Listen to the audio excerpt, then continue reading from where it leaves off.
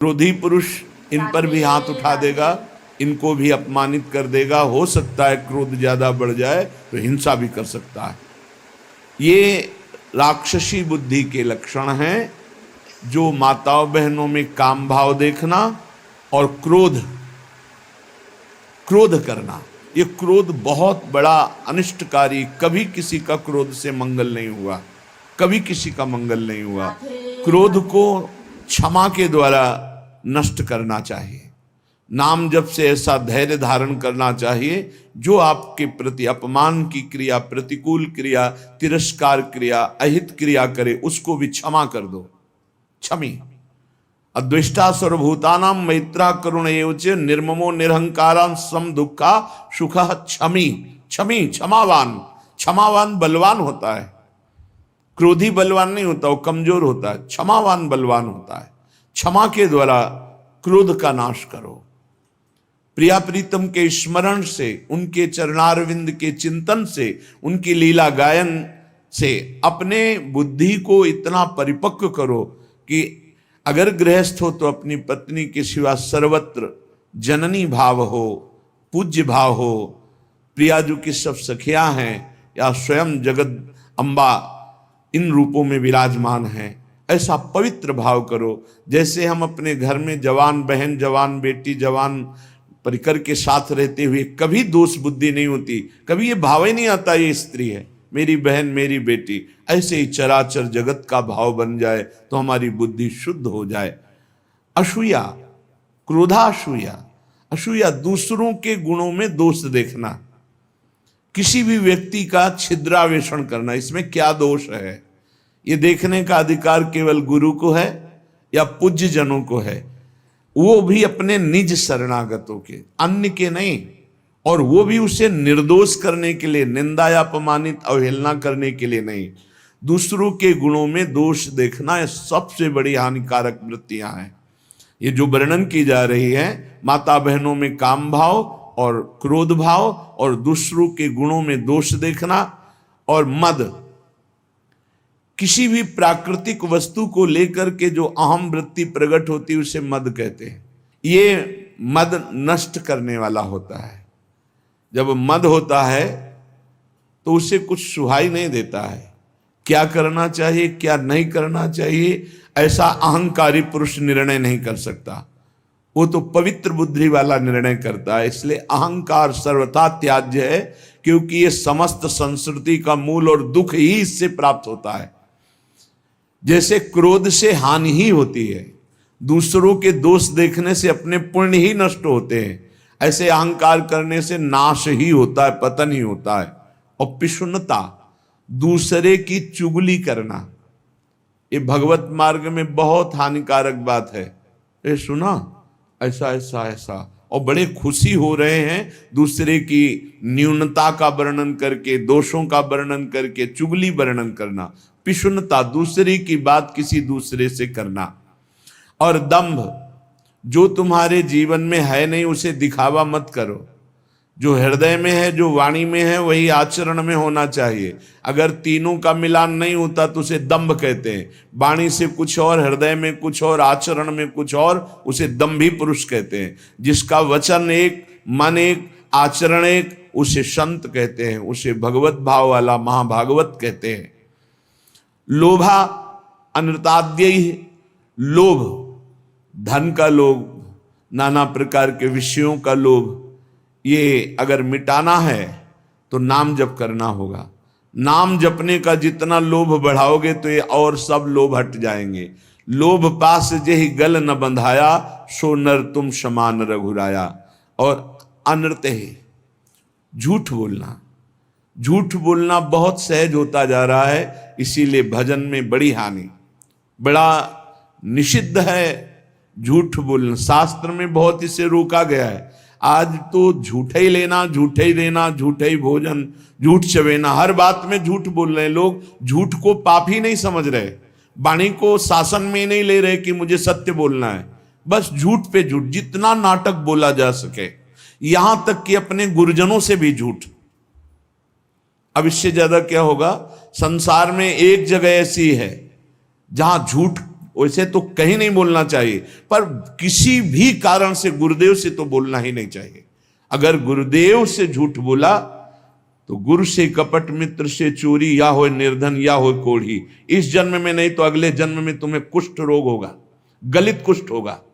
गुरुदेव से अनृत बोलना, कपट करना, छल छुपाव करना, चलो इस जन्म में नहीं तो कल्याण तो नहीं होगा, मोक्ष को तो प्राप्त होगे ही नहीं, अगला जन्म जरूर कुष्ठी बनोगे, या फिर ऐसी दरिद्रता को प्राप्त होगे कि जो जीवन भर महान कष्ट देता रहे। अनृत बोलना, झूठ बोलना, क्यों बोलना? अगर हम गलत हैं तो फिर हमें दंड मिलना चाहिए, हमारा सुधार हो जाएगा, पवित्र हो जाएंगे। गलत नहीं है तो तुम जो सोचा करो, हम सत्य बोलेंगे।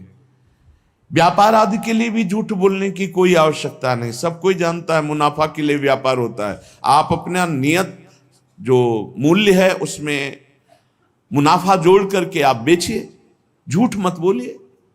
झूठ बोलने से कोई व्यापार थोड़ी बढ़ जाएगा।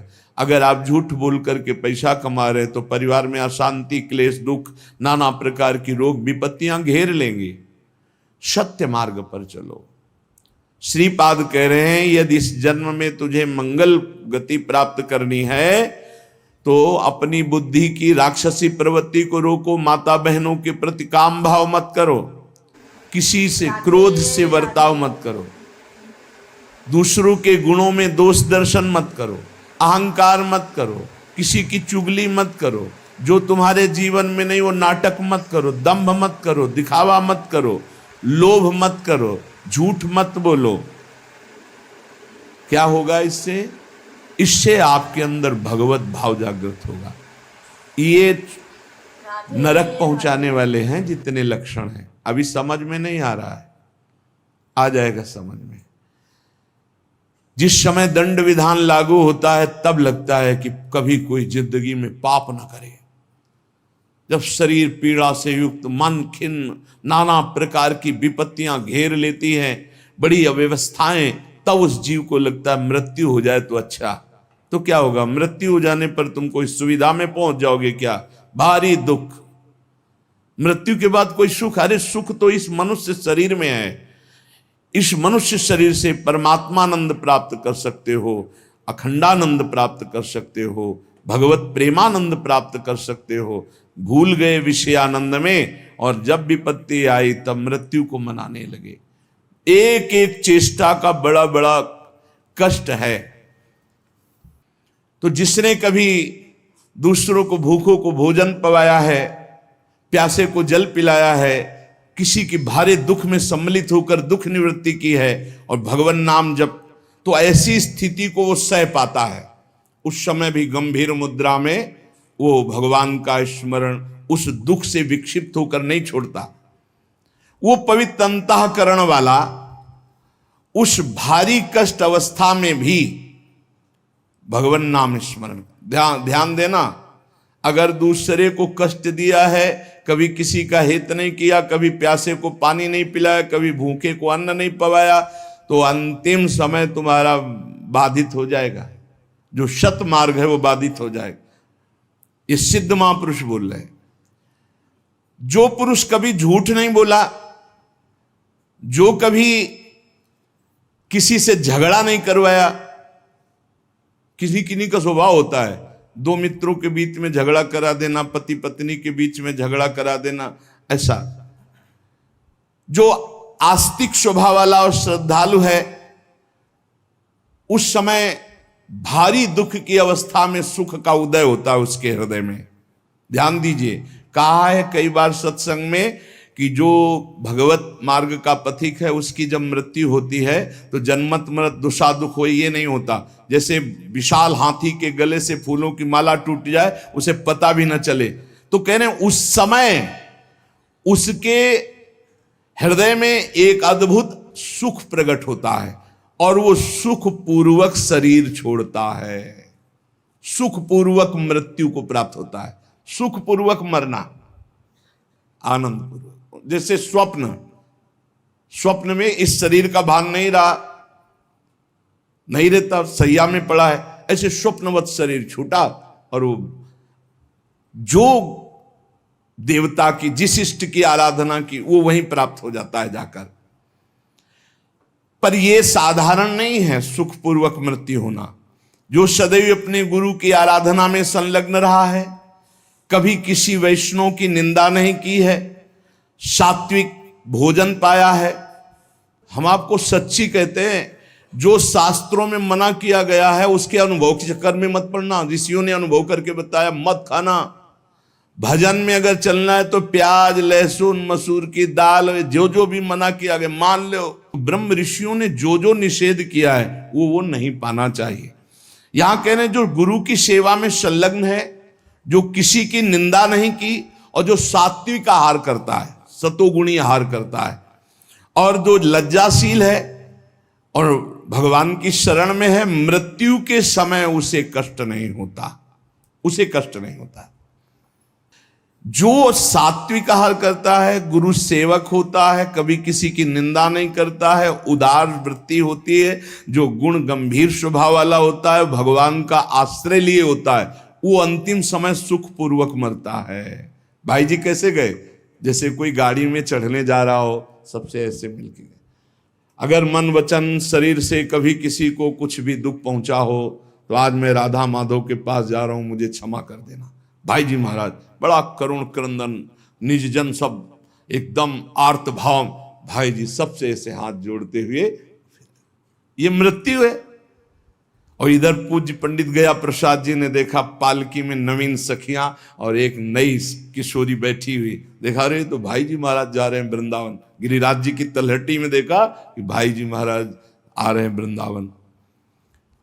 तो हे पिताश्री, जो मनुष्य कामना से युक्त होकर के, क्रोध से युक्त होकर, द्वेष से युक्त होकर अपने धर्म का त्याग कर देता है, शास्त्र की, गुरु की आज्ञा का पालन नहीं करता है, वो मृत्यु के समय भयानक दुख को प्राप्त होता है। उस समय सब चतुराई विस्मृत हो जाती है। अब उस समय क्या आएगा चिंतन में, वही बनना पड़ेगा जो आ जाएगा। जिन्होंने मृत्यु काल उपस्थित होने पर भगवद आश्रय लिया है, उनको जलन नहीं होती। जिन्होंने जीवन में किसी की भी मृत्यु का अवसर समय, तभी कहते हैं ये लाभ एक बार जरूर सब ले। आसपास कोई पशु पक्षी मनुष्य मरणासन में हो, उसके पास जाके नाम सुना दो, चरणामृत पिला दो, वृंदावन की रज लगा दो। अपने लोगों के पास ये होना चाहिए। एक बार हमने कहा था कि एक छोटी सी बैग सबके पास कपड़े की होनी चाहिए, जिसमें चरणामृत, रज, जपमाला, चतुराशी जी, सेवकवाणी, सुधानिधि, ये हमारे सामग्री हमारे पास है। कभी भी प्राण निकले तो है। अगर कभी किसी दूसरे को ऐसा अवसर कि प्राण निकल, तो आप थोड़ी रज लगा दिया मस्तक में, चाहे पशु ही क्यों न हो, उसके मुख में एक कण रज का डाल दिया, चरणामृत डाल दिया, नाम सुना दिया, राधा राधा राधा राधा। अब ये वो बीज बो गया जो आपके अंतिम समय काम आएगा। जब आपका अंतिम समय होगा तो भगवान किसी को भेजेंगे या स्वयं आएंगे और आपके मंगल का संविधान रच देंगे। जीवन में एक बार तो कर लो, आसपास कहीं पड़ोस में कहीं कोई ऐसा दिखाई दे अवसर।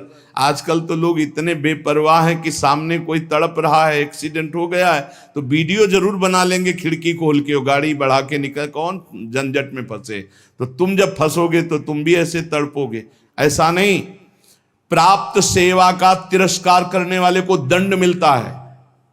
प्राप्त सेवा तुमने देखा, इसको जरूरत है मेरी इस समय, भूल जाओ सारे कार्यों को और अपने स्वार्थ को कि तुम्हारे साथ व्यवहार क्या होगा। उसको तत्काल गोद में उठाओ, गाड़ी में बैठो, अस्पताल ले जाओ, जो होगा बाद में देखा जाएगा। पहले प्राप्त सेवा का पालन करो, प्राप्त सेवा का त्याग नहीं करना चाहिए।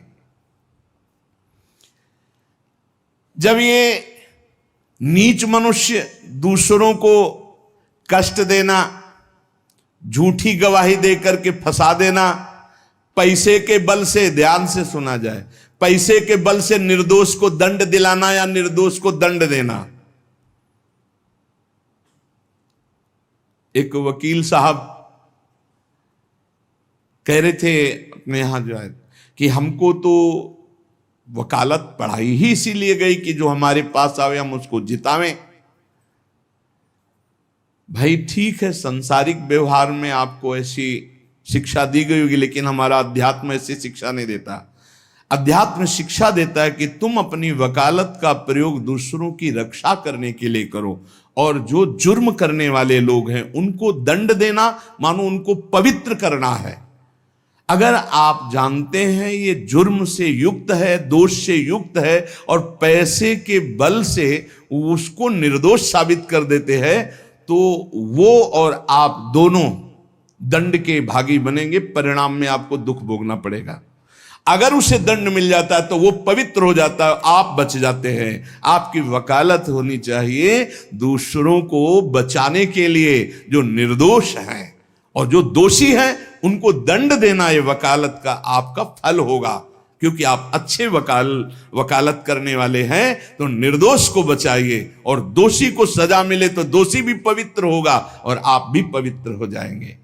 जो लोग झूठी गवाही देते हैं, जो पैसे के बल से दूसरों को, जो निर्दोष हैं उनको दंड दिलाते हैं, दोषियों को मुक्त कर देते हैं, चाहे कोई भी हो, जो बुरी बातों का उपदेश देकर भोले भाले लोगों को फंसाते हैं, जो शास्त्र और संतों की निंदा करते हैं, उनका जब मृत्यु का समय आता है तो भयानक दुख होता है, और उस दुख के समय उनकी दुर्गति का रूप सामने होता है। सुअर, कुत्ता, राक्षस क्या बनना है वही सामने आया, और वही उनकी योनि प्राप्त होगी।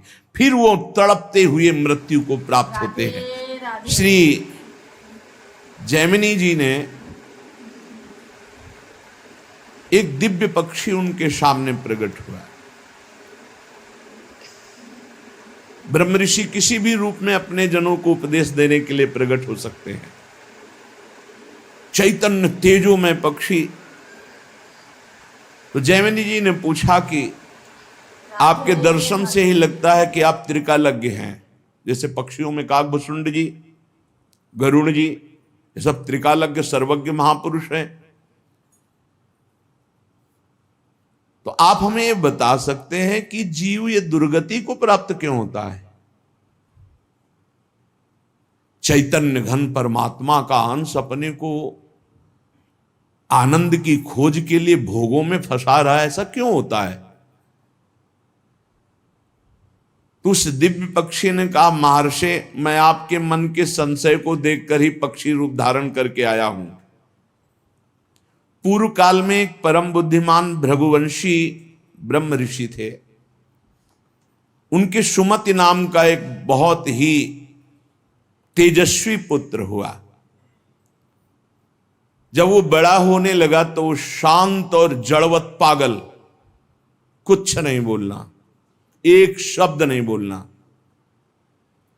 जब उपनयन संस्कार यज्ञोपवीत हुआ, ब्रह्म ऋषियों में होता है, तो पिता ने कहा, सुमते, आज तक मैंने तुमसे कुछ नहीं कहा, लेकिन अब तुमको गायत्री अध्ययन, मंत्र अनुष्ठान, वेदाध्ययन ये सब करना होगा। भिक्षान्न से शरीर पोषण करो, गुरुकुल में वास करो, वेदों का अध्ययन करो, गायत्री अनुष्ठान करो, पूर्ण ब्रह्मचर्य, ब्रह्म तेज संपन्न हो, फिर गृहस्थाश्रम में प्रवेश करो और उत्तम धर्म का अनुष्ठान करके भगवत प्राप्ति करो। मनुष्य जीवन का यही लक्ष्य है। प्रथम चरण जिंदगी का जिसका ब्रह्मचर्य से जाता है, पूरा जीवन आनंदमय होता है। आज ऐसी दुर्दशा हो रही है कुसंग से, कुछ मोबाइल का कुसंग, कुछ बच्चों का ऐसा कुसंग कि क्रम बाय क्रम ये रोग फैलता चला जा रहा है। ब्रह्मचर्यहीनता, ब्रह्मचर्य का त्याग, सर्वतो भावेन ब्रह्मचर्य का नाश ही आज के बच्चे सुख मान रहे। जब प्रथम नींव ही गलत हो गई तो महल कैसे खड़ा होगा? फिर जिंदगी अशांत।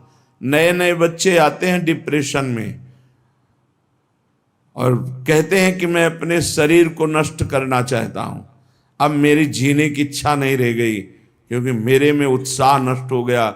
हर समय हम डिप्रेशन में रहते हैं। पहला आश्रम ब्रह्मचर्य आश्रम है सबका, सबका पहला आश्रम ब्रह्मचर्य। फिर जो गृहस्थ वानप्रस्थ सन्यास या ब्रह्मचर्य सीधे सन्यास,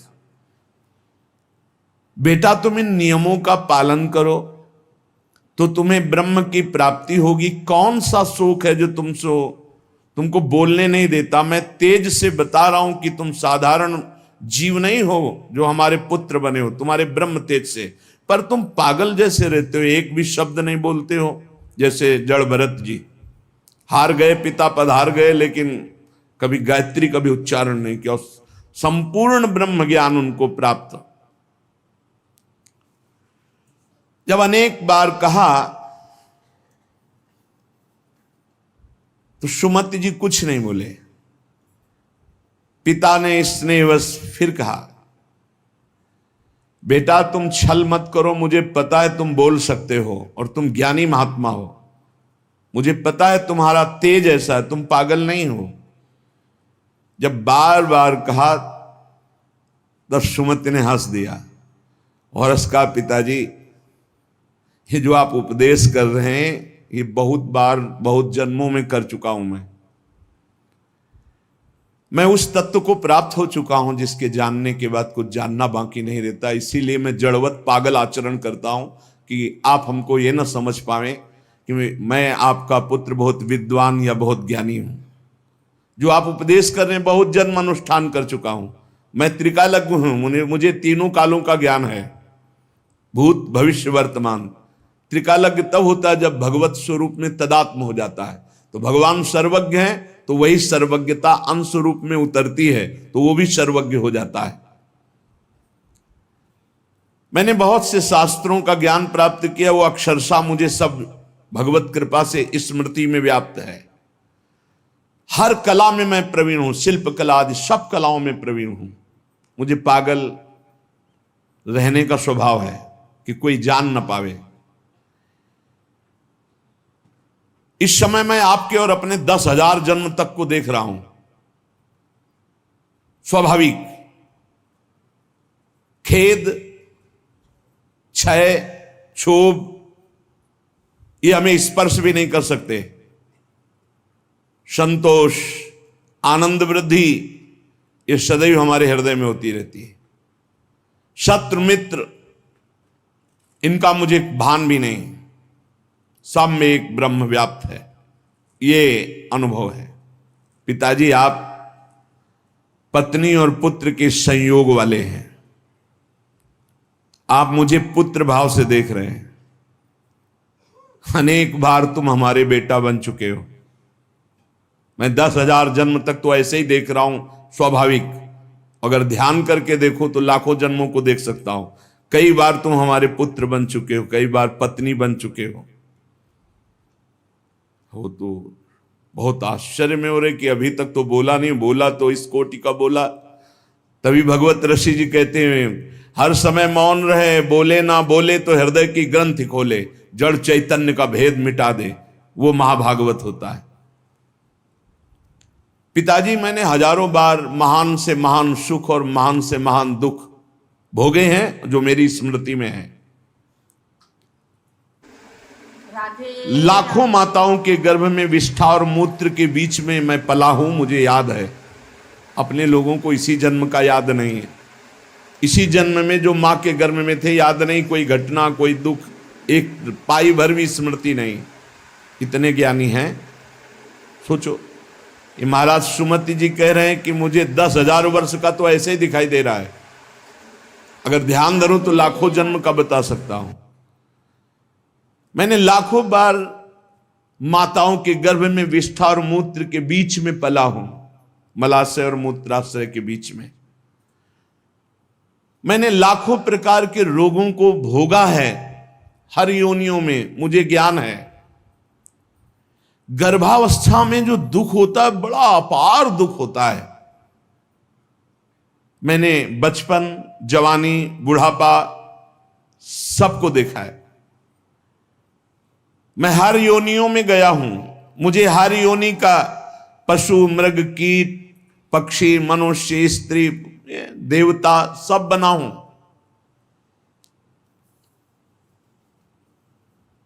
मैंने हर सुख को देखा है। स्वामी का सुख, भृत्य का, दास का, इंद्र का, दरिद्रता का। मैं कई बार स्त्री भी बनाऊं, कई बार पुरुष भी बनाऊं, मैंने सब सुख देखा है। आप जो पूछ रहे कि तुम जड़वत क्यों रहते हो, मौन क्यों रहते हो, मैंने सब देखा है।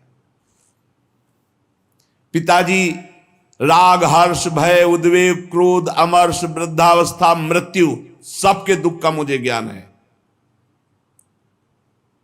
जब इस तरह प्रसन्नता से हृदय भर गया पिता का कि मेरा जो अनुमान था कि तुम कोई बहुत बड़े महात्मा हो, तेजस्वी, तुम पागल का केवल स्वांग कर रहे हो, ये सत्य हुआ। मैं धन्य हुआ जो तुम्हारे जैसा पुत्र प्राप्त किया। उन्होंने विस्मय से गदगद वाणी में कहा, बेटा ये ज्ञान तुमको कहां से प्राप्त हुआ? मैं भी तो साधना करता हूं, मैं भी ब्रह्म ऋषि हूं। तुम जड़ता का स्वांग कर रहे थे, इतने बड़े ज्ञानी महात्माओं की तुम्हें दसियों हजार वर्ष जन्म की बात याद है, फिर तुम जड़ता का भाव धारण करके मेरे यहां जन्म क्यों लिया? जब इतने सिद्ध हो तो तुम्हें मुक्त हो जाना चाहिए। क्या किसी मुनि का शाप है या देवता का शाप है जो तुम हमारे यहां पुत्र हुए? ये ज्ञान तुम्हारा दिव्य है, तुम्हें मुक्त हो जाना चाहिए, तुम जन्म क्यों लिए? मैं ये रहस्य जानना चाहता हूं, बड़ा कौतूहल है मुझे। पुत्र ने कहा सुमति जी ने कि पिताश्री, पूर्व जन्म में मेरे साथ जो घटना घटी जिसके कारण मैं जन्म लिया वो मैं तुम्हें बताता हूं। पूर्व काल में मैं निरंतर परमात्मा का ध्यान करने वाला महात्मा था, ब्रह्म ऋषि, अध्यात्म विद्या में पराकाष्ठा को पहुंचा हुआ महात्मा, समस्त अष्टांग योग से सिद्ध। देख लो, निरंतर भगवत अभ्यास में लगे रहना, संत पुरुषों का ही संग करना, अपने स्वभाव विचार परायण रखना और तत्वमसि इस महावाक्य की स्थिति प्राप्त करना। परमात्म तत्व में मेरी हर समय अभ्यास से स्थिति हो रही थी। बड़े बड़े साधक मेरे शिष्य बनने लगे। मैं बड़े बड़ों का प्रश्न का संदेह निवारण करता और मैं आचार्य पदवी पर बैठ गया। पर मेरा एकांत सेवन, भगवत चिंतन, इस पे बाधा पड़ गई। दैवात किंचित बचा हुआ अज्ञान मेरे अभ्यास में बाधा डालने लगा। मेरा ब्रह्म भाव में जो रति हो रही थी पलट गई। हो रही थी, पूरी हुई नहीं थी। अगर हो गई फिर नहीं पलट सकती। जैसे भुना हुआ चना दोबारा नहीं जग सकता। मेरा एकांत सेवन नष्ट होने लगा, मेरे सद्भावनाएं नष्ट होने लगी और मैं संभल नहीं पाया और प्रमाद स्थिति में मेरी मृत्यु हो गई।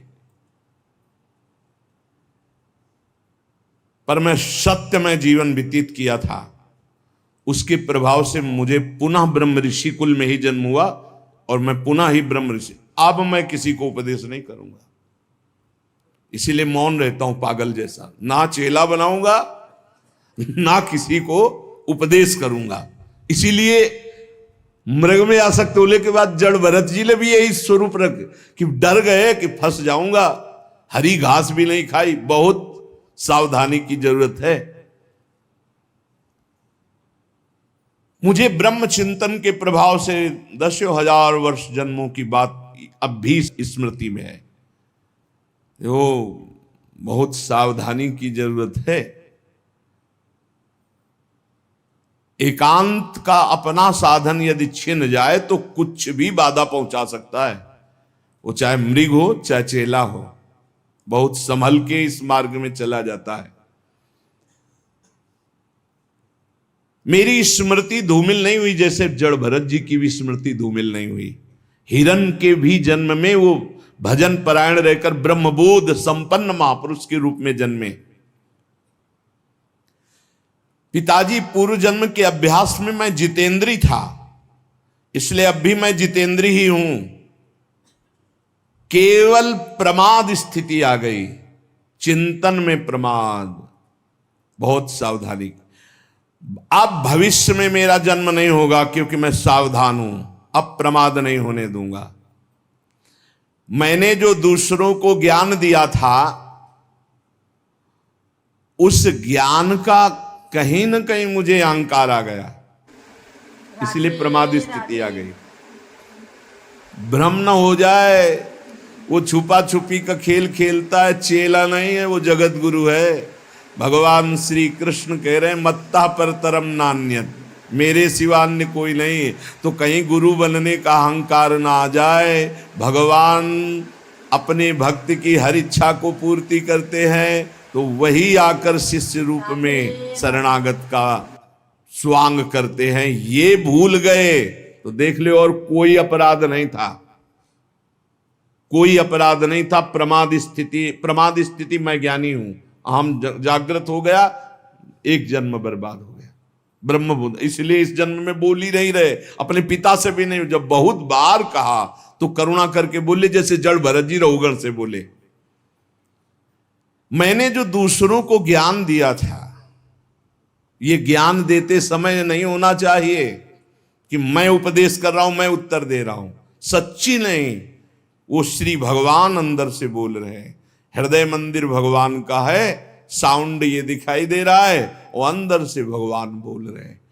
जो उत्तर दिया वो मैं भी सुन रहा हूं, मैं उत्तर देने वाला नहीं हूं, मैं भी श्रोता ही हूं। उत्तर देने वाले श्री भगवान जगत गुरु जो सबके हृदय में बैठे हैं, वही कथयन्ति च माम नित्यम तुष्यन्ति च रमन्ति च, इसकी योग्यता प्रदान कर रहे हैं। वही अंदर से कथन करवा रहे हैं, वही उसी में रमण करवा रहे हैं, वही सुनवा रहे हैं। जो सत्य चिंतन करता है वो कभी व्यर्थ नहीं जाता।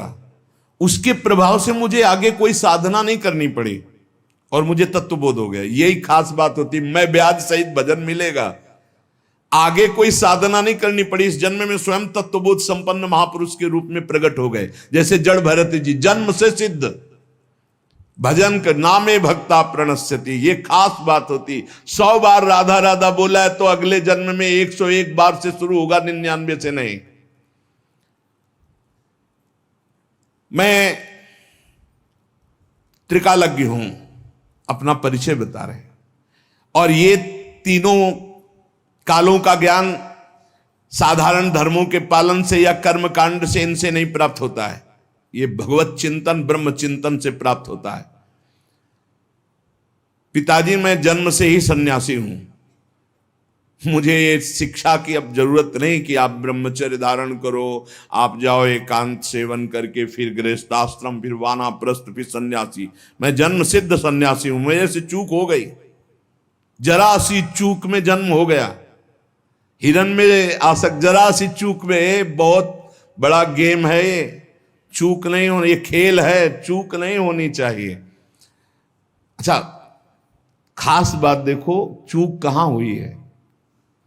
और जब भगवान की शरण में होता है तो भगवान कह रहे अंतिम चूक को मैं सुधारता हूं। इसीलिए सर्वश्रेष्ठ भगवान की भक्ति है, शरणागति है। हे, इतने बड़े महात्मा की चूक हुई और अगला जन्म हुआ और जीवन भर वैश्यागमन करता रहा, अंत समय नारायण बुलाया तो परम पद पहुंच गया। पुत्र के बहाने नारायण बोले, भगवान नाम, इसीलिए हम नाम जप की महिमा को बार बार गाते हैं। मैं क्या हूं इसको छोड़ो, आप क्या है प्रभु, मैं समझ गया। राधा राधा राधा राधा राधा राधा, परम पद मिल गया। अब ये बहुत सरल लगता है ना, इसलिए फ्री किसी को हीरा दो तो कांच ही समझेगा, और दाम लगा के कांच दो तो उसको माथे पे लगाएगा। 1 लाख में खरीदा है, भले चमकीला रंगीन कांच ही हो या सफेद कांच हो, और अगर फ्री हीरा दो तो उसको लगे हीरा फ्री कैसे दे सकता है, नहीं ये तो कांचा ही होगा। पैसा लगा फ्री सत्संग मिल रहा है तो समझ में नहीं आता, फ्री सत्संग मिल रहा है, फ्री एकांतिक मिल रहा है तो समझ में नहीं आता। पक्की बात समझो, भगवान नाम से बढ़कर के कोई साधना नहीं है, कोई साधना नहीं। ये आप देखो इन प्रसंगों को इसीलिए सुनाते कि आप पकड़ो, इतनी ऊंचाई राधे राधे। तो आपको ये वीडियो पसंद आया तो please like share comment subscribe कीजिएगा। धन्यवाद। राधे राधे।